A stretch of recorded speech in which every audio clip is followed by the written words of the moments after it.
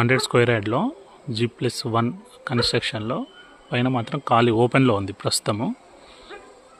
గ్రౌండ్లో ఒక setter and single bedroom. ఇది మన మేడిపల్లి SFS స్కూల్ దగ్గరలో చూడండి. సెటర్ కమర్షియల్గా ఉపయోగపడుతుంది. అంటే ఎంట్రన్స్ ఇది 13 years ఓల్డ్. ఇక్కడ నుంచి సెటర్ ఓపెన్ అవుతుంది. ప్లస్ మనం ఎంటర్ కావడానికి మెయిన్ ఎంట్రన్స్.